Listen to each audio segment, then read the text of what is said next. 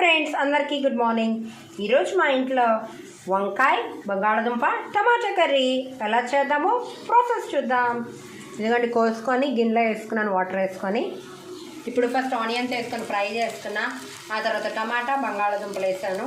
ఇప్పుడు దీంట్లో పసుపు, కారం, సాల్ట్ వేసుకున్నాం. పసుపు వేసుకుంటున్నాను, కొంచెం కారం 1 స్పూన్నర, కొంచెం కారం, సాల్ట్ ఆల్రెడీ వేసుకున్నాను. ఇప్పుడు కలుపుకుందాం.